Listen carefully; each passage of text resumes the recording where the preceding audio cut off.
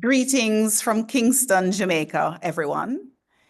We are gathered here for another in the series of webinars we have been doing at the Center for Reparation Research. First of all, I want to acknowledge our friends of the center, members of our advisory group, colleagues, distinguished lecturers or speakers, students, one and all. Thank you so much for joining us. I want to acknowledge, first of all, that as a staff member representing the University of the West Indies Mona campus, I recognize and declare that the land on which we operate as an institution of higher learning is the original or traditional territory of many peoples. The University of the West Indies acknowledges the First Nation, comprising the indigenous people who were displaced by the Columbus Project and general European colonization, and the hundreds of Africans who toiled for more than 100 years as enslaved people on the old Papine sugar estate. The UWI recognizes their labor and sacrifices in preserving this land that has enabled the establishment of a university that now provides opportunities for many of their descendants to receive an education that they themselves were denied.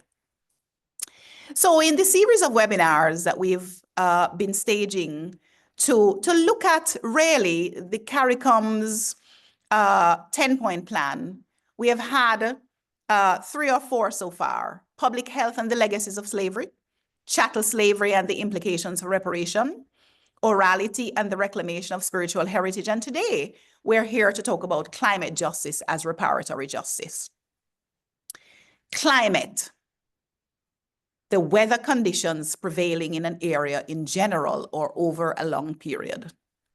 Climate change, long-term shifts in temperatures and weather patterns. Such shifts can be natural due to changes in the sun's activity or large volcanic eruptions, but since the 1800s, it is human activities that have been the main driver of climate change, primarily due to the burning of fossil fuels like coal, oil, and gas.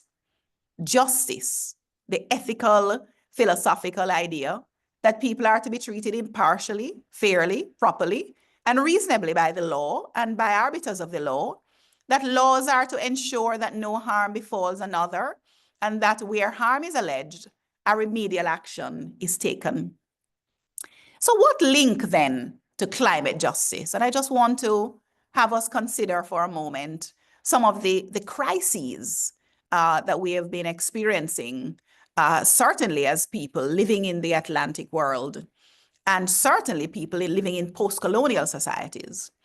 So if we were to think about Climate Justice 101, climate action has exploded in the North, and in the global North, politically speaking, this is due to allies who have identified the capitalist train that survives on fossil fuels, cheap labor, and mass production for mass consumption, which is barreling ahead to increase the wealth of the 1% of the world's population, getting richer and richer every day.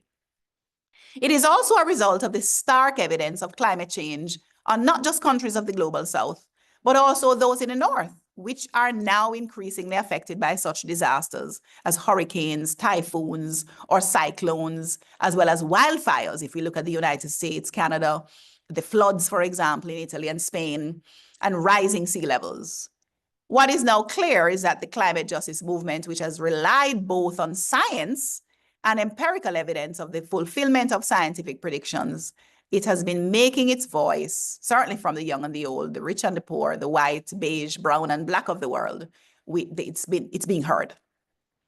Dialogues on climate justice often acknowledge the need for a coordinated approach to the activism on climate reparation, which is allied to the reparatory justice movement. And that is the reason why we are absolutely having conversations such as these in the context of the Center for Reparation Research.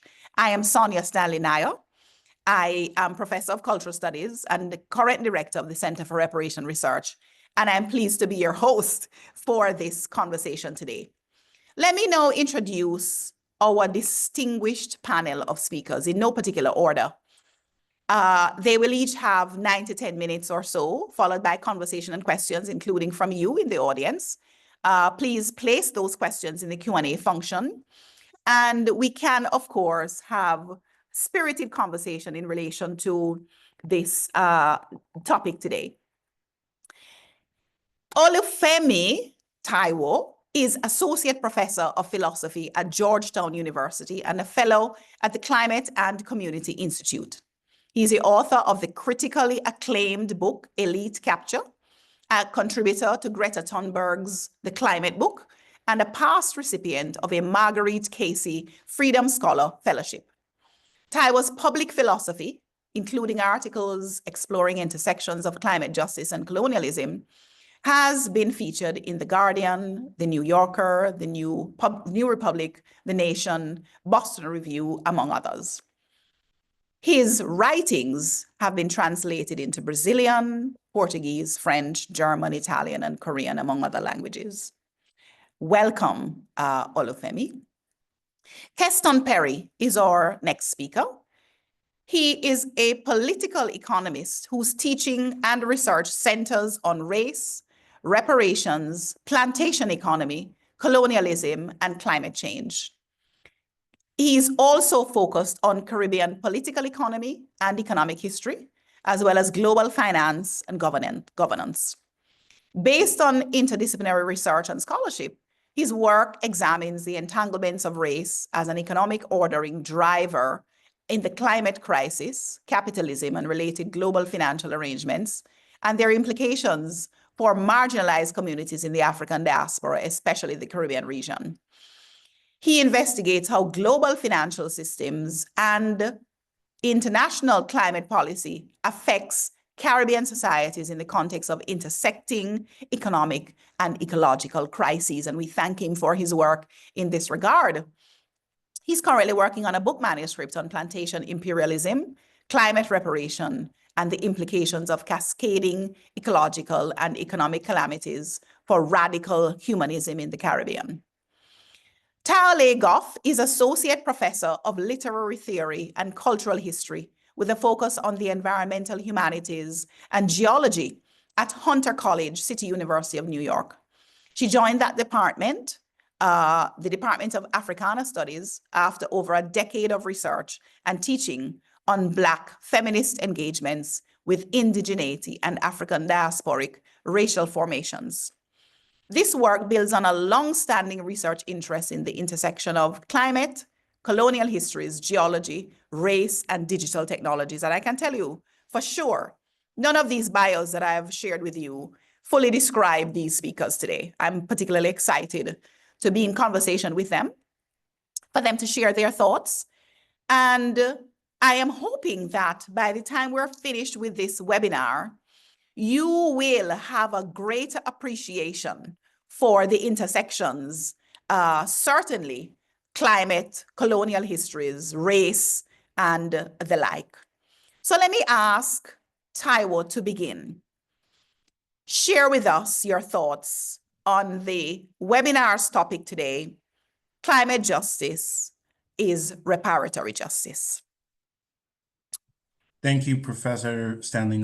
Thank you, everyone, for being on this. I want to thank the Center for Reparation Research for having me and for putting on these important conversations. I think, I'm increasingly concerned that these conversations will be left by the wayside as the geopolitical drama increases. So the more attention we can get on these issues, the better. What I think about climate justice and reparatory justice has advanced a little bit, or I've just had more time to think about it in the years since I wrote a book on reparations. But I still think in general that climate justice would be reparatory justice. It would have to be reparatory justice, right? And that's because of the particular way that I understand the risks and dangers of the climate crisis and the particular way that I understand world history. So broadly, what I've argued for is to think of the injustices of transatlantic slavery and colonialism, not just as injustices, which in and of themselves, I think merit reparatory justice, right? Any injustices, I think, should be responded to, to the extent that we can.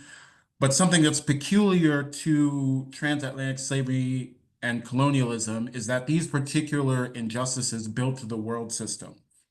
And I think that invites us to think about their relationship to our current political and economic system in a particular way.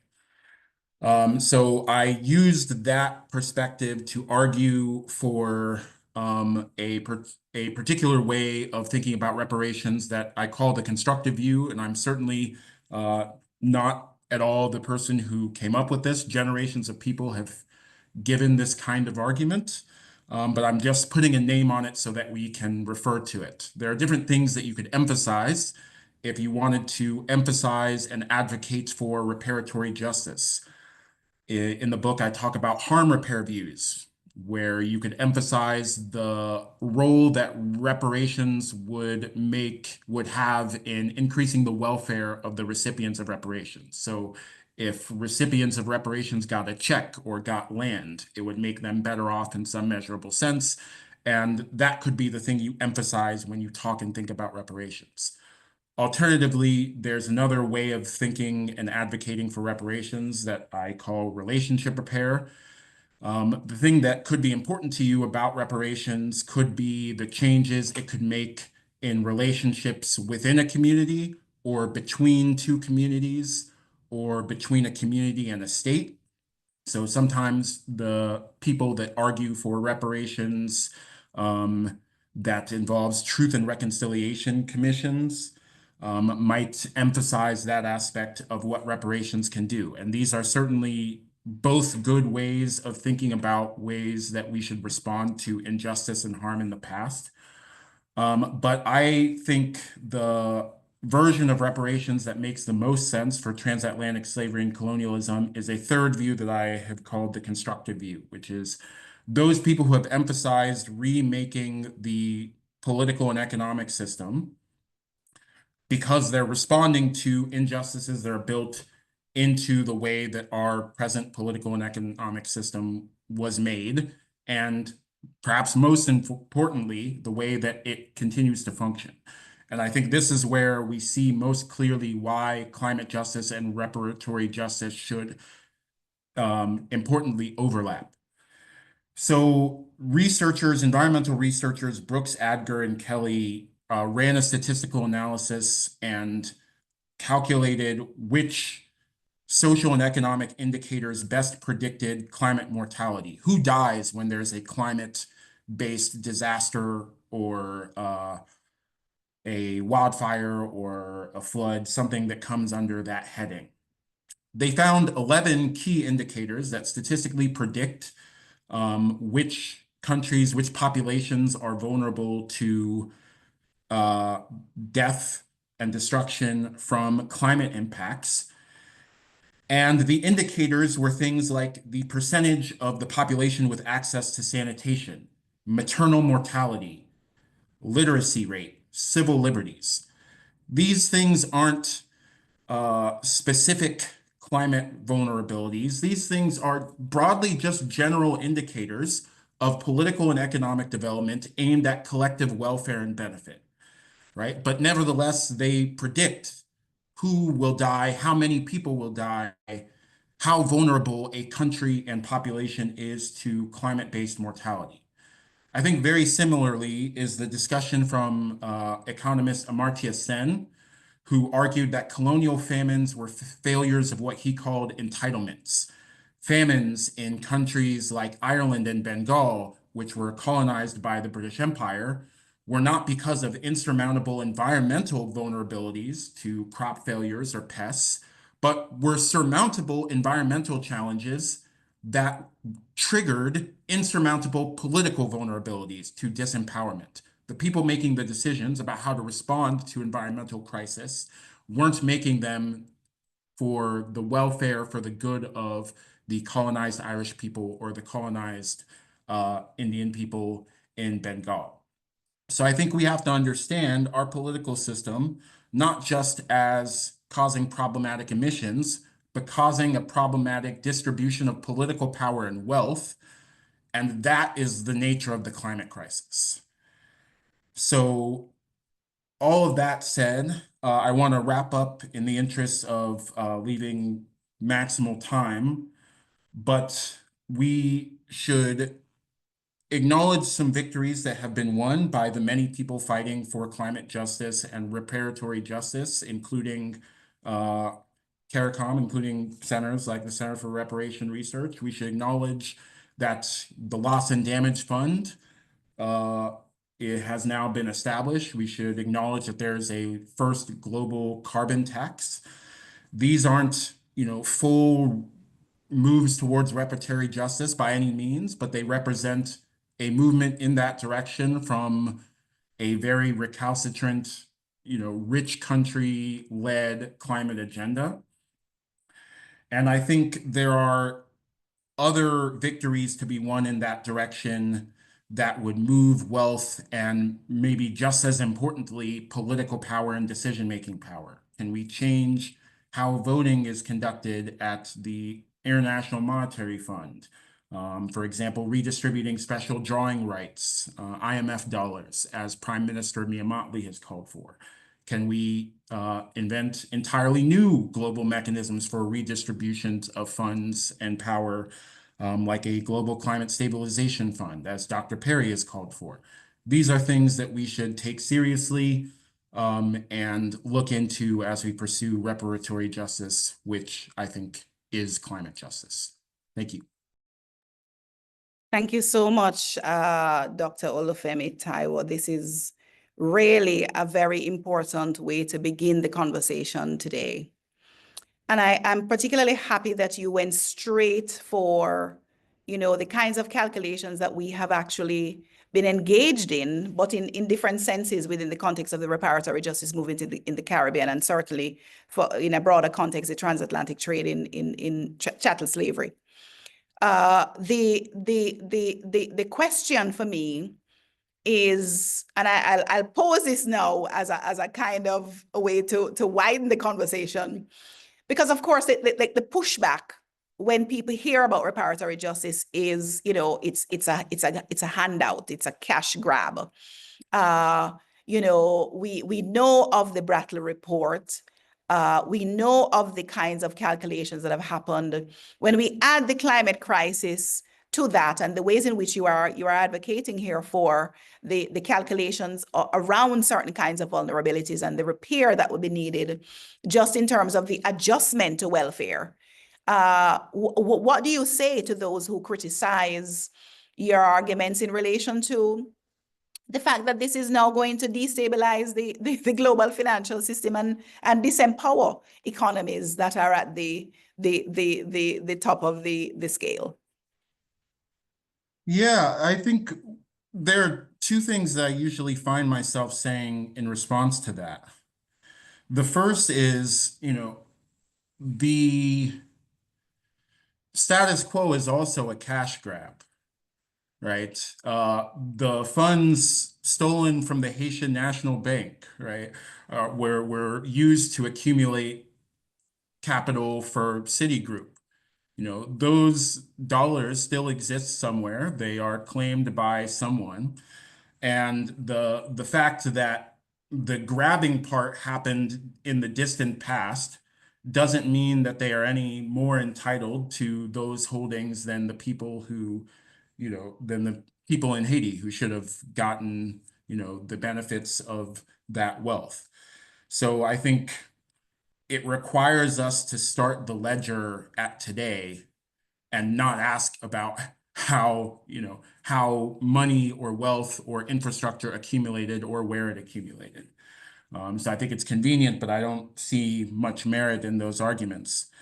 But there's also a prudential, a kind of practical point to make, which I think we're seeing in a stark fashion in the US, which is, of course, where I'm from and where I grew up. Our decision isn't between just giving out checks and everyone keeping what they have, right? Our decision is between, barbarism and violence and justice, right? And the people most opposed to justice still understand that the world is changing, but they want a version of weathering that change that will keep the wealth in their hands, that will keep them nice and sheltered in their rich people bunkers, and that will not stop the crises that are heading for the rest of all of us, right? The version of climate politics that we're seeing evolve in the US and in the UK and in France and Germany, this mass deportation based, xenophobic, anti-immigration version of politics is one where the costs of climate crisis, the sea level rise, the wildfires, the floods, the costs are all concentrated on the people that can't afford rich bunkers. And a lot of people who wouldn't be receiving reparations checks will be outside of those bunkers, right? So I think people need to realize that their interests are tied up with the most marginalized of us and not with the people, increasing the border patrols and increasing the police presence. There are vastly more of those of us who have something to gain from a global politics based on solidarity, fairness, and justice, rather than one based on selfishness, deprivation, and exclusion. Thank you so much for that response. Spot on. And as you were speaking, it flashed into my mind all of the ways in which the choice is really between, as you said it so profoundly, barbarism and violence versus justice. And the prison industrial complex, it is as though we are consistently reproducing that prison industrial complex in myriad ways within our societies, totally against the welfare you speak of, and welfare in its broadest sense. The word I choose to use is well-being. And the ways in which it seems as though we are consistently choosing, and I use that we quite, loosely and perhaps unadvisedly there, because I'm certainly not talking about myself. But the ways in which we're consistently choosing barbarism and violence as the ultimate outcome. And I think of the ways in which, after a hurricane, there's looting, there is, the ways in which depravity is what becomes part of the expression for people to level the playing field within crises and occasions of crises, such as, the devastation after a hurricane. A very simple thing to think about, but it is a way in which our society is based on the inequities, the systemic inequities. There is consistently a reproduction of this kind of depravity. And so I wonder, is it altruistic? Is it idealistic?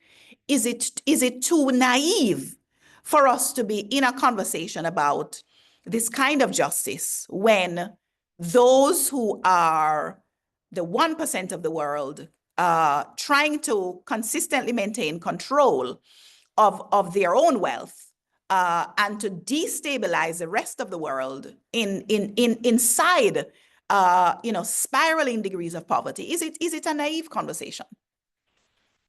I think not having it is naive, right? For exactly the reason that you're pointing out, right? One response to disaster is, violence, people taking advantage of chaos, people taking advantage of the crisis. Another response is people pulling together, trying to shore up resilience and community, and keep safe what can be protected from the violence. And what are the social conditions where you get the latter one? Certainly not a society where everyone, where there's no solidarity, where everyone is in it for themselves. Certainly not a society where we, leave people to fend for themselves during the best of times and expect sudden altruism to come out of the worst of times, right? Unless we start building a politics based on solidarity before the crisis, we're not going to get one after the crisis. And that requires us to confront, as you say, the 1% who are keeping a stranglehold on politics and preventing us from doing that, right? Because it's disproportionately their money and wealth that we would have to redistribute, and it's disproportionately their political influence that prevents us from, seeing a way out of our distributive problems.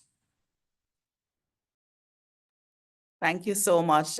Do we have any questions? I don't see any questions in the chat and not in the Q&A function at this time. So I'm going to ask Dr. Tale Goff to give us her presentation at this time, and then we come back to conversation. Great. Thank you, everyone. It's so great to see all of the people joined on this call, especially because it is Earth Day. I had been wondering how to celebrate, and there's not a better event than this, to be connecting across from different locuses of the Black diaspora. I have my little co-pilot here, Dragon Baby. So I'm on maternity leave, and yeah, I feel that this question of climate justice as reparatory justice and about reparations is a question of what it means for us as a planet to continue not to betray the future. And I think, yeah, I want to thank Dr. Professor Sonia Stanley Naya for the invitation and for drawing our attention to the grammar of the we, because it is true that it isn't our fault. I think those of us in the Zoom room, and definitely the blame, as it were, lies asymmetrically, but our fate is the same.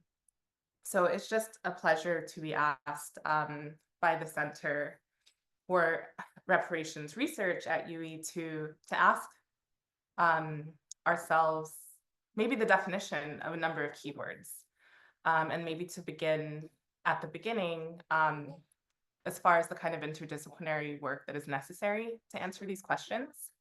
So it feels like it's not a mistake that we, Professor Sonia Stanley Naya and I met at a reggae conference at UE Mona, and I have found a lot of kindred sound workers is what I'm being drawn to call us.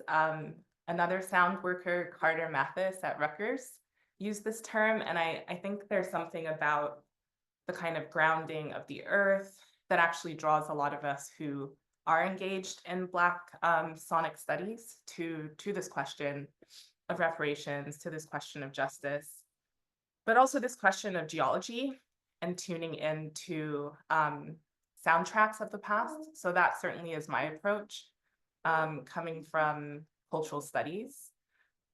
So back to, I guess, that methodology, which principally is one of keywords. Justice, I think, is something that we do need to begin to define across different grammars, especially when we're speaking in colonial languages, which are our common languages. But something about the question just didn't sit perfectly right with me, because like, how do you say justice in Patois? How does it have a different inflection in Twi? Like, how does it register in Arabic or in Gaelic? These are questions that I ask in my book, which just came out, Dark Laboratory. And at the end of it, I talk about questioning the grammar of love and an American kind of love, which I think is a violent kind of love. It's a greedy kind of love. It's possessive. So I end the book with that question. And I feel that likewise, we could turn that question towards justice and maybe an American definition of justice. So again, I think it's a violent type of justice. I think American justice has meant the electric chair. It has meant vengeance. And maybe that is why so many in the global minority are afraid of justice in the hands of the global majority, because they think that it necessarily will mean doing to them what was done to us. And I don't think that that's necessarily where we would come from in the approach of what could be reparatory. So being on this book tour, it's been really incredible to, receive challenges, especially from folks in the policy world, about the brass tacks of concrete ways of addressing climate policy, especially because my training is more so in literary theory. And immediately I give them the concrete answer that the policy we need is reparations, full stop. That could look like land back, it could look like oceans back. It looks like coalitions between folks in Polynesia, people in the Caribbean, having these conferences, decentralizing the global conversation. And the fact that a case was actually brought to the ICJ in December with this very question about climate change, reparations, and the effect on Polynesian islands, as well as Caribbean islands and some African nations brought by Indigenous human rights lawyers, is really heartening and shows the kind of progress that actually is being made. So I learned about this sort of work from Julian Aguan, who is Chamorro and is a human rights lawyer, but who also, I guess, is a writer and an artist. And we talked about policymaking and the ways in which it does require a poetic imagination.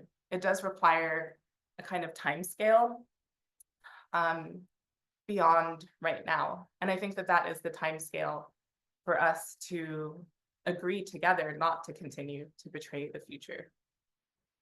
So yeah, writing and speaking from the belly of the beast, which is the United States, it's yeah, hard to know if what you're saying is going to be felt by the global majority, and it's heartening to be welcomed to be a part of this conversation, and that it is located in Kingston, which I think is an incredible place for us to be looking at these 3 points related to the CARICOM, what is it, the policy that we were asked to review for today, or the 10-point plan. So it was really great to be able to sit again with keywords. So number 2, from what I could see, was repatriation. And I think that could give us some really interesting food for thought, especially at a fraught moment in the US where self-deportation is being encouraged by the Trump administration. It also had me thinking about Imani Perry's new book, Black and Blues, which begins with Liberia and really calls into question what it means or has meant to be a Black settler, and this question of indigeneity. Number 7 from the 10-point plan was on knowledge. And I feel that there's plenty that we could talk about there as regards reparations when it comes to brain drain. When I think about my own mother being born in Kingston and failing her common entrance exam, but then migrating to the United States and having a different sort of fate. So to think about the education systems that eliminate any sense of a chance of a future from such a young age that are inherited from the British and other colonial powers already undermines us, not to mention the pull of Oxbridge and the Ivy League when it comes to brain drain from many different countries worldwide. So then number 9 was on technology. And I felt like there's plenty that we can discuss here in terms of whose technology and this question of the technological advantage. And in my book, I write about white Jamaican plantation owners from the 19th century who lamented the fact that we did not have the railway like the Australians did, because that's a white settler colony. But I think that there are many advantages to not having that so-called technological development, and the way that it leaves space for homegrown technologies and yet to be invented Black and Indigenous ways of repair when it comes to climate crisis. So I feel like there are a lot of concrete solutions, which I hope we can dig into when it comes to climate reparations. Just two that I'll mention as food for thought are the matter of all-inclusive resorts and beaches in the Caribbean, the profits that they extract and have over time, almost mirroring the bauxite economy, which is something else we could talk about. So looking at the 1950s onwards, and the differences between the legislation in Jamaica versus other islands in the Caribbean when it comes to public and private access. And then lastly, I do think that natural history museums ought to be audited as far as what the common and public good means and the kind of service in which they are working, because they often do have a tax-exempt status, but as we know, and as I argue in my book, they're very oftentimes mausoleums. They're very oftentimes holding the remains of our ancestors. So I think reparations also has to look like returning those human remains. So I think that there's a lot that we can talk about in a concrete sense and a poetic sense. And yeah, it's just thrilling that this could be the beginning of a conversation, but also that it is part of an ongoing series of conversations. So thank you to my fellow panelists and to Professor Sonia Stanley-Naya for convening this, and also to the staff, to Tricia and others at the center. Thank you so much, Tali. This has been a very, very comprehensive, as brief as it was. And I mean, it wasn't an hour and a half, but in the moments that you've shared, you covered quite a bit, including solutions. And I want to just speak to one of the commonalities, I would say, across the two presentations, after making some statements that came for me that were so important.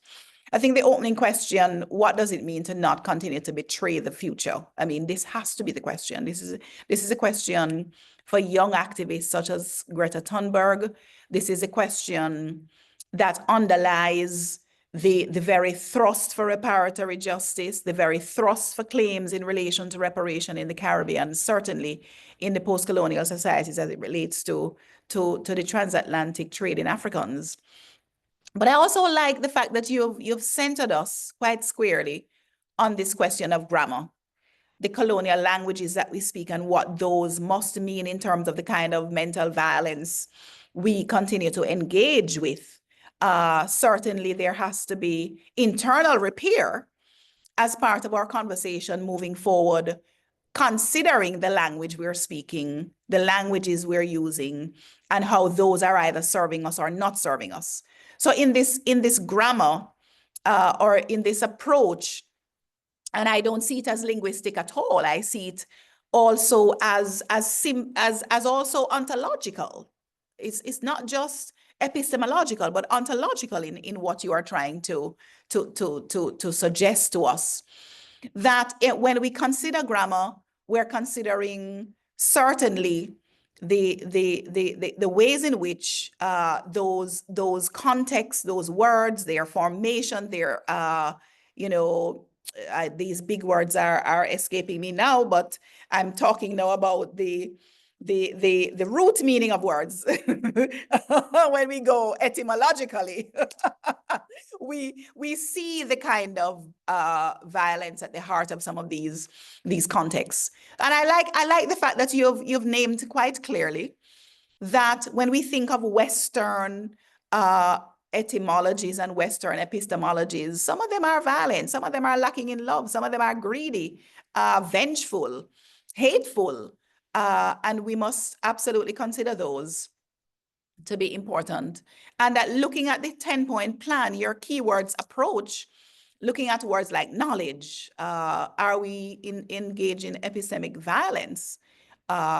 When we think about this word knowledge, are we, what do we mean by repatriation? What do we mean by technology and the technological advantages? Certainly. But also, the thing that was the commonality for me across the two conversations so far was the way in which both of you, without necessarily using the terms, were absolutely engaged in a conversation about the kinds of coalitions we need, and the community building that's necessary in order to achieve the tasks ahead. Tao, you also gave us some concrete solutions, and I want us to spend some time, certainly in the next 20 minutes or so, to talk about those some more. So environmental degradation, mirroring the bauxite economy, the kind of extractivist capitalist approach where offshore wealth is accumulated, and of course exploitative, systems for labor continue. What has changed, we might ask the question. What has changed in the last 500 years? Certainly nothing. And museums, quite rightly in your mention, stand almost as edifices, very much, let me say the last bastions then, hopefully the last bastions of colonialism, showing us exactly the kind of violence that has been perpetrated from these kinds of systems of accumulation.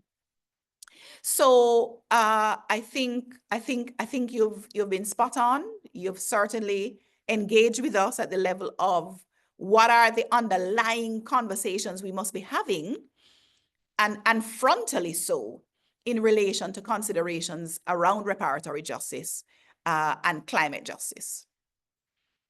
I don't know if there are any comments. Yes, somebody, Daniel, says this is a question meant for Dr. Goff, but the other panelists are welcome to respond. Let me say the question I don't see yet. But thankfully, thanks to those who are sharing their emails, it is above. Okay. There's a preamble, Daniel, yes, with keywords you're getting me thinking a lot about the grammars of justice or repair, the ways communicating across the aisle. So climate activists, crisis deniers is so challenging. And the indignities in meaning less than what we would mean in our original tongues to institute change. A thinker I engage with suggests or reappropriation of terms like un-American or alien to mean those who are causing harm. Quite interesting. Yes, thank you for that, Danielle. But I worry that what those sort of semantics do to the body, what it feels like to levy them even in the cause for justice. And she says, what do you think about reappropriating the words of the oppressor in our capacities we as Black and brown people often have to set the nomenclature in a cultural moment?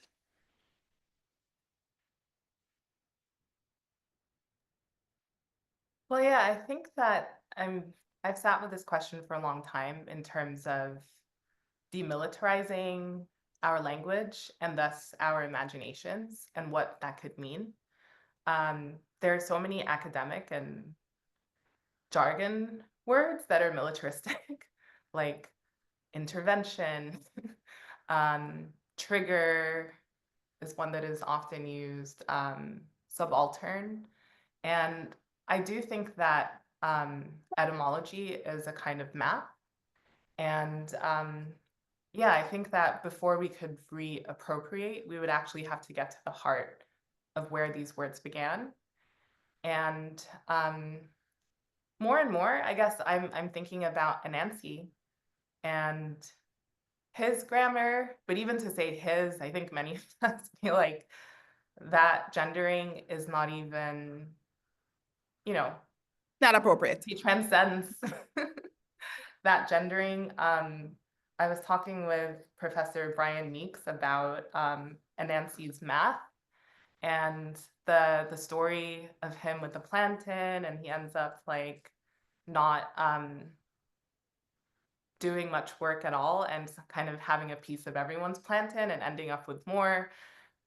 So I think that the trickster, and there are tricksters in so many of our different cosmologies, offers a way otherwise to disrupt these kinds of value systems that we've been told are binaristic, and that there's good and evil and tradition, modernity. And I just feel that, of course, we're all speaking English here, but I think we always need to be thinking about how uncomfortable that is, but also to be thinking about the beauty of our creoles and patois and how they're not yet standardized, to quote Edward Glissant. So at Dark Lab, which is actually a place, it's actually a lab, we have this project called the Decolonial Glossary, where we invite different folks to define these keywords. And I think it should be, Kalinago words as much as Jamaican patois. And I think that when we find the commonality, just like you saw the threads between Dr. Taiwo's talk and mine, it could be interesting with what you pointed out about coalition, which we both gestured to but didn't fully say, like what is it, that would be the word that we agree on. Because more and more I'm feeling that I don't care for the word solidarity, but I do love the word coalition building. And I think if we're able to have these conversations about why, and to trace the genealogies of different political movements and the intonations in different languages and traditions, then we might be able to understand why different federations didn't work in the past, such that we can build towards a horizon of sovereignty.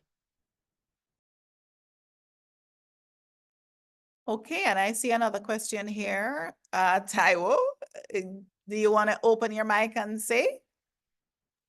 Sure. I was just thinking in your response to Danielle's, I was wondering kind of what the audience or what the space is that you're thinking of when you're thinking about challenging language or changing how we talk about these issues. Are you thinking that there's a role for this in the kind of oppositional tactics, confronting extractive corporations or confronting states or confronting politicians? Or are you thinking more about, amongst people who are amongst us, whoever us is, how we should speak to each other, how we should think and move around these ideas? Thank you for the question. I really hadn't thought about it, and I love it because I think I immediately want to answer with all of the above. Like, I think even within our dreams at night, we need to change that language too. I sadly don't know many other languages, but I feel like when you start to dream in a language, something has happened on a visceral level in which you're able to imagine and dream and be and feel as, I don't know, a different kind of inhabited sense of self. So I feel that it may be within the space of our own dreams internally, speaking to what Professor Sonia Stanley Naya had said about the internal, Repair. what was it? The internal repair. So maybe it begins with our dreams, then with our friends, and then in terms of policy. But I think it's certainly, especially thinking of the context of this conversation and Black traditions, we are no stranger to code switching. So I think we could develop that language that's a different kind of trickster language for policy. And that's why we need people in policy, in law, in philosophy, in literature, in sound system studies, so that we're able to converse with each other and know what it is that we're saying, but also communicate at the ICJ. So it makes me hopeful if we could talk about that code switching as a strategy that has protected us, and that it's not simply to perform in front of the colonizer. It's actually so that we can hide what it is that we're saying to each other. And I agree with Dylan, who says trickster language sounds delightfully chaotic. I love it. It's a kind of delightfully dangerous strategic essentialism that's required, you know? So to answer your question, Olufemi, the question is yes, all of the above. As Tao mentioned, it is that we have to do it in all of these spaces, and it is that we have to be conscious of what we are doing in the ways that tricksters operate.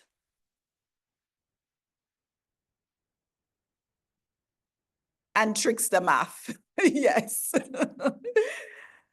Okay. To calculate the reparations for sure. So let me see. Do you have any questions for Tao? For Olufemi Tao? I mean, I wonder, it's so great to hear about someone like Greta Thunberg. Do you feel like she has a trickster way of assembling people? It's incredible to know about the volume you were part of, and your publisher just sent me the new edition of your book. So yeah, I would love to hear more about the different modes in which you find yourself writing as a philosopher. Yeah, I'm not sure if I would call what Greta is doing kind of trickster politics. Maybe you could think of it that way, but I definitely think code switching resonates with me a lot, right? You know, the way that you roll out an issue or roll out a set of concepts in front of philosophers is very different from how you would do it in front of colleagues from a different department, and the way you would do it in the US in front of the, you know, in the global north is a different way that you would do it elsewhere. So there are all these different spaces that these ideas have to travel in. And I think one reason why what you said about code switching really resonated with me is I think I've really given up trying to be stubborn about a particular way of phrasing something, or a particular, you know, I think the thing to be stubborn about is the goals, right? We need to move decision-making power, we need to move wealth, we need to find ways to deal with this coming onslaught.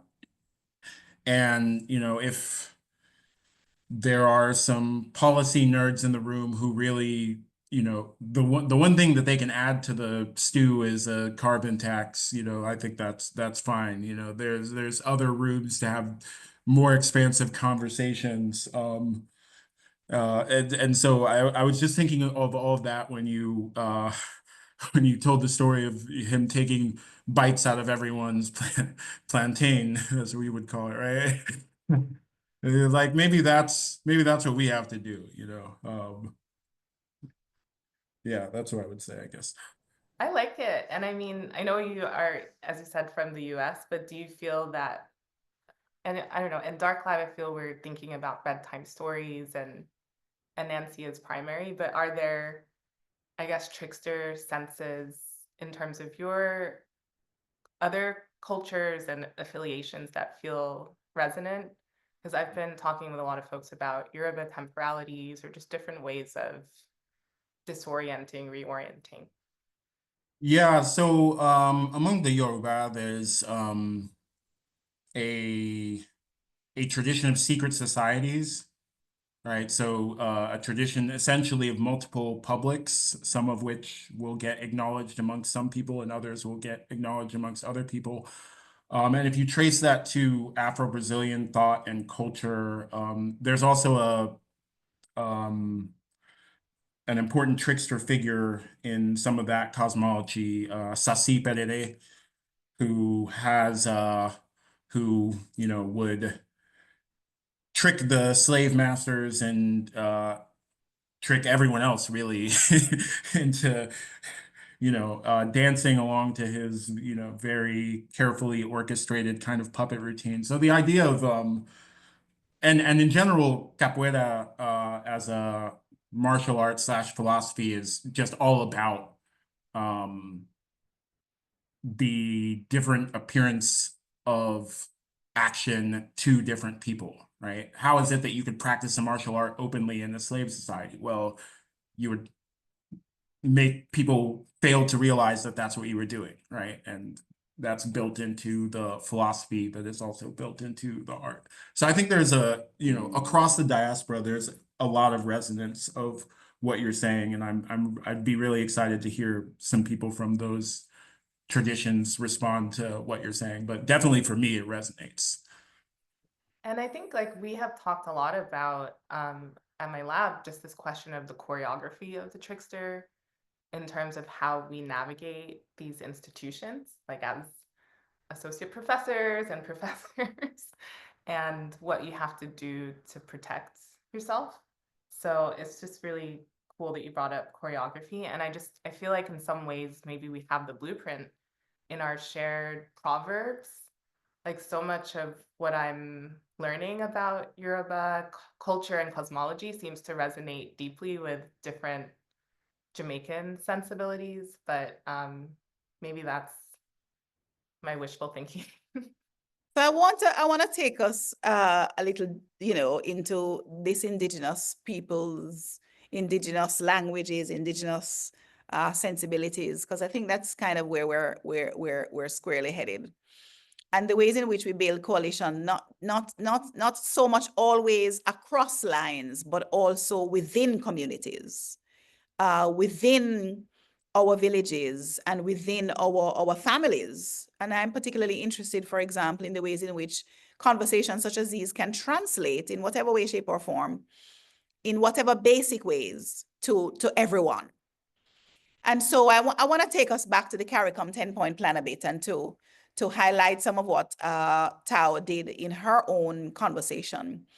That while the 10-point plan does not specifically speak to climate change, it's being revised at this time, and particularly over the last 5 years, the kind of activism around reparatory justice in a global context and the synergies with climate justice have caused the CARICOM Reparation Commission members to include now statements about climate change and climate justice in the context of the revised plan.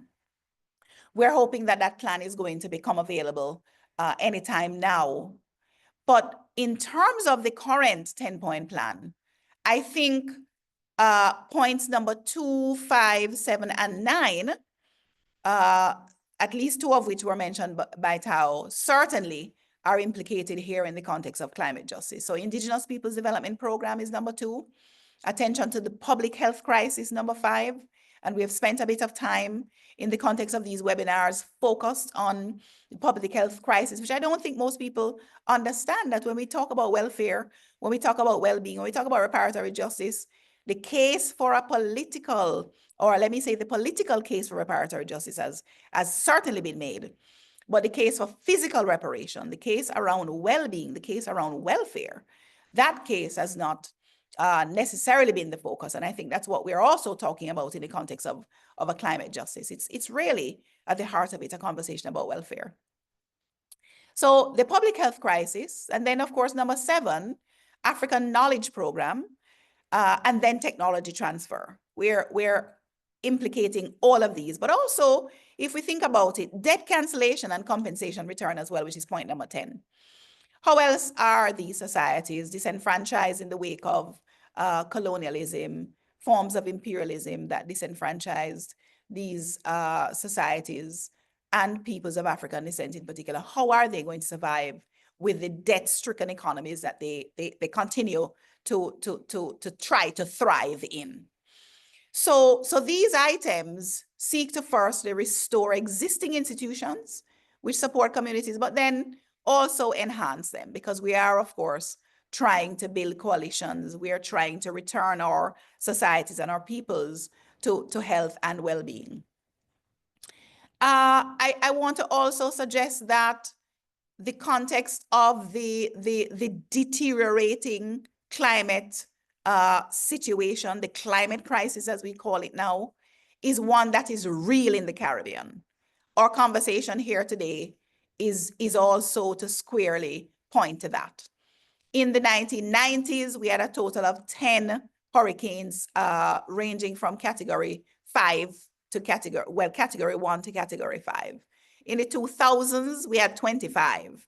We can see there over 100% in terms of increase. In the 2010s, we had 26. And those numbers, not only have those numbers increased, but we're talking also about the kinds of nomenclature around hurricanes intensifying with the use of prefixes such as major. So we know, for example, that Hurricane Beryl was Major Hurricane Beryl. And the question, what does climate change look like in the Caribbean, is therefore a real one. We can look at the works by Mimi Scheller and others. And I'm really happy, Taole and Olufemi, that your works are being added to this, really important corpus of knowledge in relation to the implications of colonialism, the implications for the Caribbean, the implications in terms of reparatory justice. So I am very, very pleased to be able to host such a conversation and to bring us on board together in coalition around questions in relation to climate justice and reparatory justice. So I don't no more questions and comments in the chat, but we are waiting still on our last speaker, Keston Perry, who is going to share with us as well some thoughts on reparatory justice and climate justice.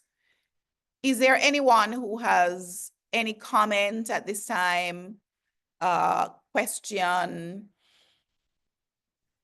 I see. What do you think about reappropriating the words of the oppressor in our capacities? We as Black and Brown people often have to set the nomenclature in a cultural moment.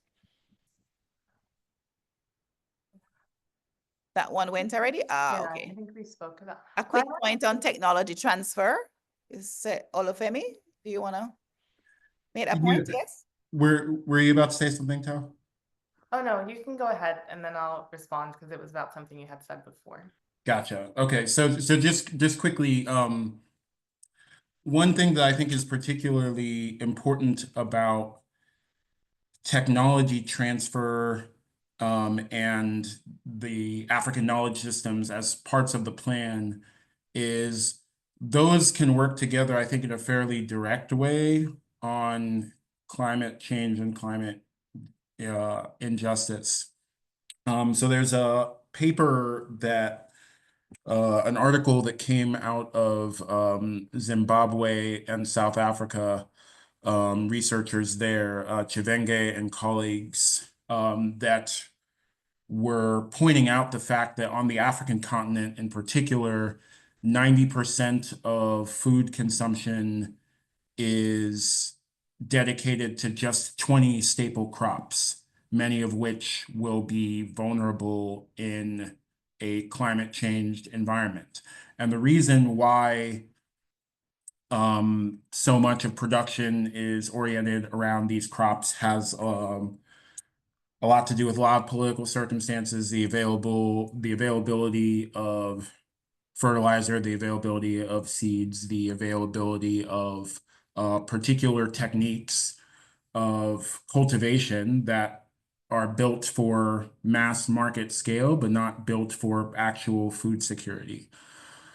And so if we had different kind of technologies, especially ones that were better for farm workers and smallholders, we might have more resilient food systems. And a lot of that, as the researchers point out, would involve returning to developing and updating existing knowledge systems around a much wider diversity of plant types and agricultural approaches. There's the knowledge exists already about how to cultivate other food crops, but it's harder to secure capital. It's harder to secure investment in developing and disseminating that kind of knowledge. And so that helps steer many farmers towards those 20 crops. So I think, once we see how all these issues are entangled, then, then I think it makes sense why the 10-point plan, it makes sense why this kind of comprehensive response to climate injustice is necessary. Yes, indeed. Thank you, Olufemi. You had a response, Tao? While we welcome I Keston. just wanted to say it's really great to hear this point about food, food studies, because being in that field, oftentimes we're not taken seriously, but it's deeply political. It's a climate question, it's a monocrop agriculture question, and I feel like Olufemi, what you said, it really touches on, the question of nutrition and public health, which comes back to point 5. And I guess I was curious to know more of what you were saying about maternal mortality in healthcare, because I do feel like what we're identifying is this question of premature death. And we have not yet talked about race, specifically as a keyword, but I think we're all engaged in thinking about definitions by people like Ruth Wilson Gilmore, and just the question of who is dying faster. So when it comes to these hurricanes, when it comes to the malnutrition, when it comes to those vulnerable crops. And I guess I just also wanted to add that I learned recently that in the places where there are the highest climate risks, it often correlates with domestic violence and gender-based violence. And I was surprised to learn that, but I really shouldn't have been, because I think all of these different rubrics are a kind of deadly algorithm that is sorting life in this way. So a documentary was made on the Low Country in South Carolina, looking at women in shelters and the climate risks as well in these places. So I feel like this question of public health in point 5 is one that we really do need to continue to return to as regards gender and maternal mortality, as you have brought up. Absolutely. I just want to acknowledge 2 comments in the chat. One from Dylan, wanting to ask about the current state of the climate crisis in the Caribbean, comments in relation to the current state, because in the Bahamas, he's suggesting that since Beryl, there's been some kind of quiet about it. And also from Thera Edwards, climate impacts extend beyond increased hurricanes. They are being manifested in water resources, challenges, high temperatures causing heat stress, increased mosquito-borne diseases, etc. And I think these all go back straight to the points made in the very beginning by Olufemi, because the vulnerabilities that we're seeing, in a sense, there is a sort of intersectionality that we have to acknowledge. And these are implicated certainly squarely in the context of race. There are certain populations that are increasingly more vulnerable. I talk about a triple threat. Now it's probably a quadruple kind of threat to certain peoples in relation to these vulnerabilities. But we have Dr. Keston Perry, who was introduced earlier, and I'll just ask him now to give us his remarks. You have up to 10 minutes. You can share with us your own thoughts on the topic today. Climate justice is reparatory justice from your perspective. Thank you, Professor Naya. How are you? It's great to see 2 of my colleagues here as well. And I'm not sure what has gone before, but I'm sure I'm gonna try to think about a couple points that I think I want to emphasize from my point of view and from my research in the Caribbean itself. and my working with a number of sort of local groups and entities that are defending land rights, supporting queer citizenship in St. Martin, for instance, as well as, I've worked with the Kalinago community in Dominica. So my point of view is actually, it relates to just today in the Observer, that's the Guardian newspaper in the UK, some survivors of Beryl made some points that I thought that I wanted to highlight at the very beginning. So this is a member of the Ali Gill, a member of the Grenada Reparations Commission, making this point in the face of Beryl. He says that, they say that, quote, our climate change challenges can be traced to the Industrial Revolution. And the Industrial Revolution in Europe was fueled by the Atlantic slave trade and slavery. Black people were enslaved in the Caribbean to export cotton and sugar. These raw materials, which were then refined in the factories in Europe and consumed in Europe and sold all over the world, came from the very crimes of humanity, which speak of and for which we claim reparative justice. So there's an inevitable link between reparative justice and climate justice.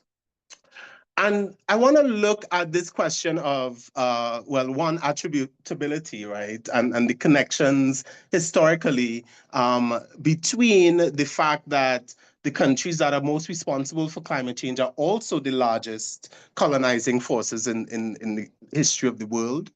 And beyond that, the questions of climate justice in Caribbean territories and the ones that I've worked in, for instance, in Barbuda, we have a situation, a sort of paradoxical situation, where we have the Prime Minister of Antigua and Barbuda making claims for climate reparations at an international level. However, is engaging in some actions that seek to dispossess Barbudans of their land and communal land rights, which have been in existence since emancipation in 1834 on Barbuda specifically. So he's used the opportunity of the 2017 hurricane in Irma to start engaging in privatization of the land, communal land that is owned by Barbudans, and try to instigate a sort of privatization program. So we have, on the one hand, that kind of paradox, right? On the one hand, you have states from the Caribbean requesting and demanding reparations, rightfully so, from former colonizers. However, they are engaged in some of the dispossessing practices that colonizers themselves have been responsible for and culpable in. So we have to be careful about when we talk about reparatory justice, who are we talking about it for? In my view, and this is some of my work that I published more recently, it has to be removed from the long arms of the state, especially in this form in which the current Caribbean state exists, and the political structures and social structures that inevitably create inequality in the Caribbean, in which you have marginalized communities like working class communities in Barbuda, also working class communities in Dominica, where I've been, especially in the Kalinago territory. They are exposed to these injustices through hurricanes and landslides and droughts and all these various perturbations of climate change. But their leaders themselves have also engaged in extractive practices and behaviors, and even anti-democratic behaviors that seek to continue the levels of dependence that our communities have been so well known for and attached to the state. So I think we have to remove, from a communal point of view, and this is what I have been talking about over the last few years, community-centered reparations, have to be taken on board, especially when you think about the fact that in many cases, the states across the Caribbean are captured from one degree or the other, captured by many multinational corporations that control many of the economic sectors and industries that we rely on. And so if we're talking about reparations, it has to take into account the resistance of communities that even exist to today. We're not talking about a historical question. The resistance that is being fought today in the Caribbean against corporations that want to invest and privatize land in Barbuda, as well as the government that is engaging in these activities in Antigua, are ones that are being defended right now by Barbudans, defending against the Antiguan government and private developers for their land and for their communal heritage. So we have to take that on board, the kinds of realities in which people are facing today, right? In the face of major disasters. And beyond that, a community-centered approach really allows us to develop the kinds of collective institutions that are necessary for reparations to have any sort of impact on the community in terms of enhancing self-determination and sovereignty. So I'm going to leave it there. And I have, a couple of thoughts that are put out there that to emphasize the role of the community, but more than that, the paradoxical situation we exist in, where we have leaders, Caribbean leaders, calling for reparations at a global level, but themselves engaging in corrupt as well as what we might call dispossessing activities, taking away land and resources away from Caribbean communities themselves. Thank you so much, Dr. Perry. In fact, you would want to know that your comments on community-centered approaches align quite well with the comments that were made earlier. It is, in fact, the important thread that I have detected across the presentations in this webinar. And as we acknowledge the comments online, certainly from Sarah, thank you for calling out the hypocrisy of the Antigua and Barbuda government in relation to this kind of, challenge around dispossessing practices. Certainly, she's also saying if anyone is interested in donating to the Barbudan legal struggle, fundraising efforts are being matched this week, and there's a link there if you would want to provide support. I want to thank you because not only are we, and I really, if you were here earlier, you would have heard of the kind of grammatical work that we've been doing. Certainly checking our own language. We are using the language of colonizers. And we must also be cognizant of the kind of epistemologies and the etymologies at the heart of those languages and the practices around that brought those languages into being. So I want to say, around the word we, yes, we know that we can be differentiated, but I'm using it loosely right now. That as we consider the communities that we must be building, educating, and advocating for in relation to coalitions around this kind of knowledge, this knowledge. A lot of people don't see the connections between reparatory justice and climate justice. A lot of people don't see the connection. As a matter of fact, I talked earlier about the internal repair that we must do. And part of that internal repair is for people to understand what does repair mean. And that repair is also an internal work that must be done on our part in the Caribbean, certainly in a post-colonial context, where we try to understand each other. And so these webinars are being held as part of that process to do that internal repair, but also to build coalitions around this kind of question. I think it's important for us to name the hypocrites. We have the same question in Jamaica, and that question extends to the Maroons, which have been communities of memory with indigenous practices, with traditional ways of being and traditional ways of knowing, farming practices, ways of using the land that they are being disenfranchised as we speak by the very administration in this country. So we see the connections. These connections are all there. These disempowering practices continue. And we are suggesting in this context of this webinar that climate justice becomes another platform to advocate for the very things that have been advocated for by activists from as far back as those who were fighting on the plantations for freedom. So this struggle is not in any way separate. It's not different. This is not a different struggle. And that, I think, is part of what is a little difficult for people to understand, especially those who would want to say, oh, but slavery was in the past. We are now in the present. There is no connection with our current reality. Get on with it. So I want to thank you, Keston, for bringing us squarely back into what these powerful states do in the name of even reparation in the context of our current societies. I think I see Tao and Olufemi's heads moving with comments there. So if there are any comments or questions, please feel free to place them in the chat. But we are almost out of time. We have about 10 minutes. So what I'll do now actually is to ask each of our speakers to give us any closing statements or responses to each other as we close out.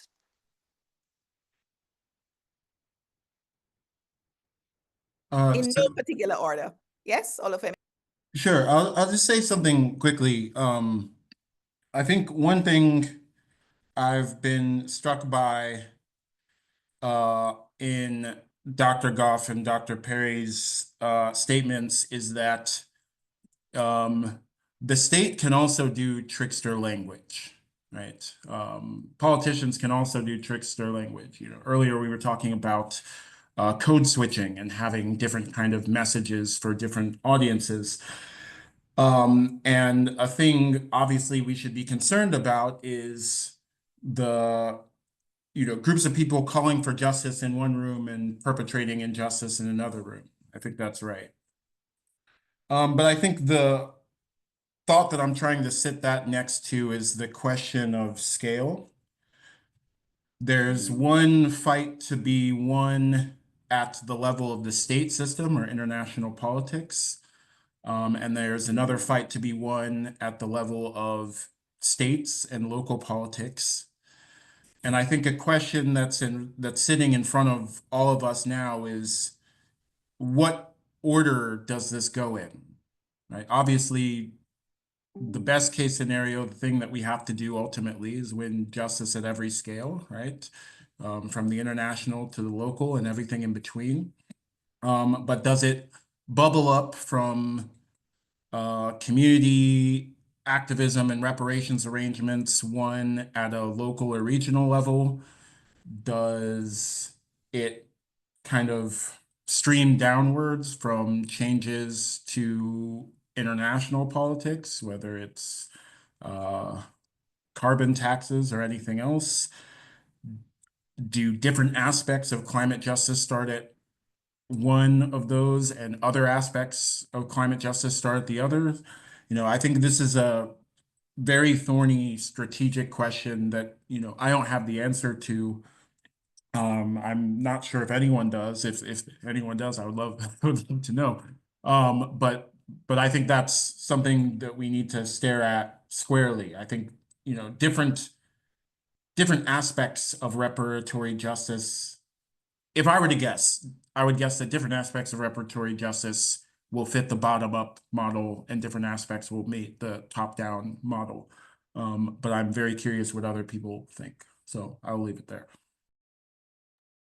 Thank you very much, Olufemi.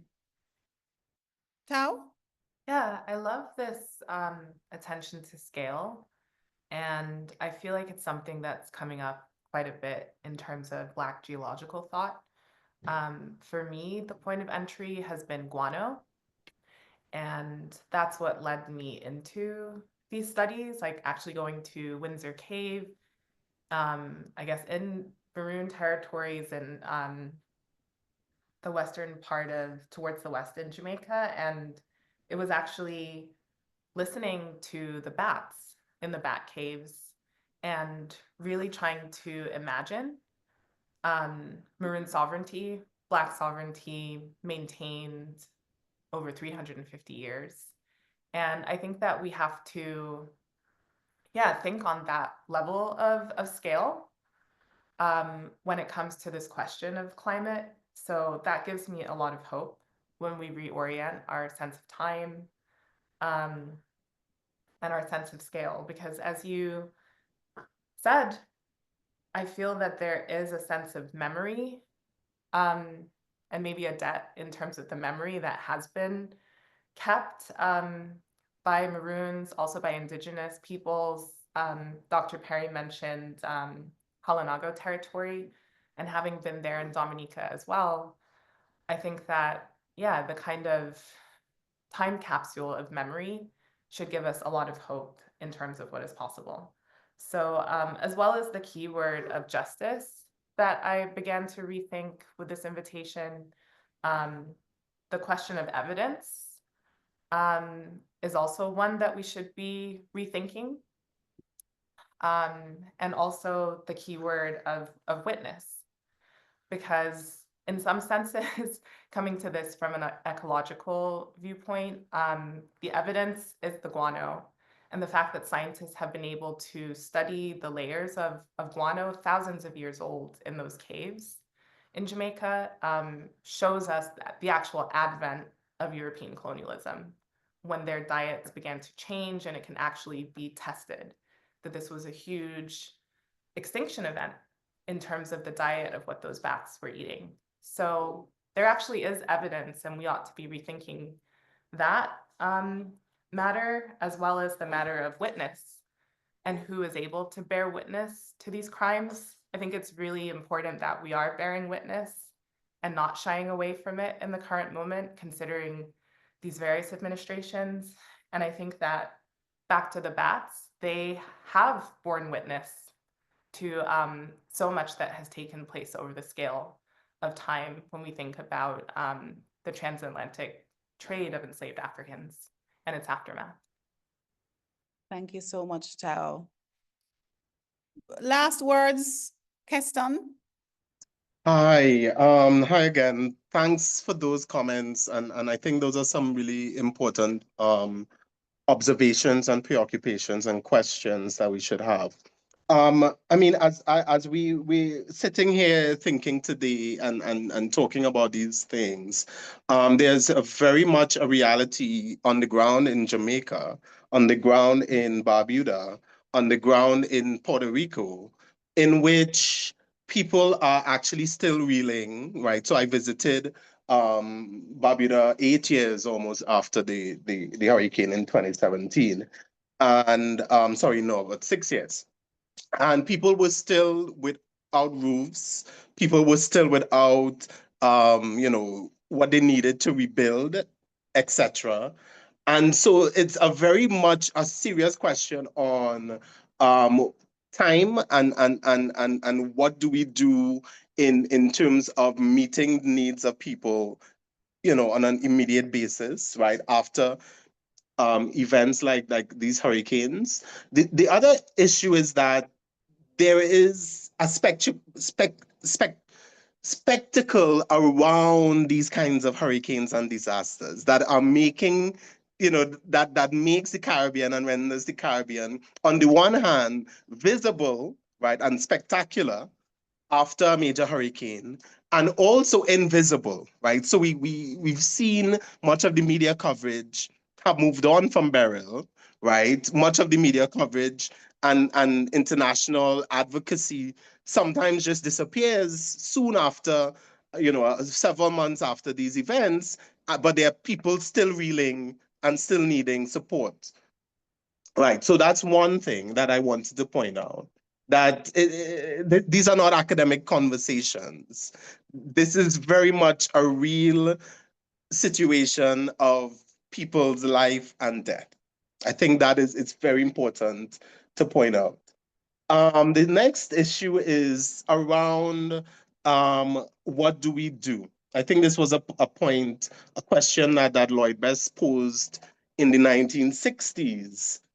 You know, given that what we know historically, given what we understand about our communities in the Caribbean, what do we actually do? And as an academic, the choice that I've made is to work with the Barbuda Resources Committee, right? These are the land rights, defenders in Barbuda, and build with those communities and build up capacities, right, that is internal to them or that already exists, and support them to make their plight known to the international community, make their case on a national and a local level to the Barbudan community, et cetera, et cetera. So it is my view that we have to have analysis on the one hand, and we need action. And the ways in which we take those actions, would determine the kinds of possible futures that we can enact in that process. The next thing I've always started, I think, all the well-known writers, activists from the Caribbean, from Walter Rodney, from T.L.R. James, I've always started with the people. So I think that for me, it's less a question of technical issues of scale and understanding where the politics is. And for me, the politics of change and the possibilities of change always lies with working class communities that are organizing and struggling against all forms of imperialism and oppression. I think I'll end there. Thank you so much, Keston. Thank you so much, Tao. Thank you so much, Olufemi. I think the question of mobilizing communities for change is definitely at the heart of all of the conversations we've had. This is indeed not an academic conversation. It's a conversation about real lives. It's a conversation about an existential crisis that is real. I want to thank all of you for joining us for another in the series of webinars that we've been doing throughout this academic year to bring attention to the CARICOM 10-point plan and some of the issues that lie at the interstices, in the gray areas, sometimes at the back of our minds, outside of our views, occluded indeed from the normal channels, certainly not covered as we would say, not being televised in terms of this revolution. I want to thank you all really for joining us. I want to thank those who shared in terms of their questions and comments. Please, we are happy to let you know that the recording of this webinar, just like the others, will be available on the Center's YouTube channel. You just look for Center for Reparation Research, and it will be there in the coming week. Please check out our past webinars and be sure to also stay in touch with us when we bring you other webinars. Certainly, we will be in touch with all of you via your emails to touch bases with you on our future events. I'm Sonia Stanley Nayo. I've been happy to be your moderator today and see you all soon. Thank you so much.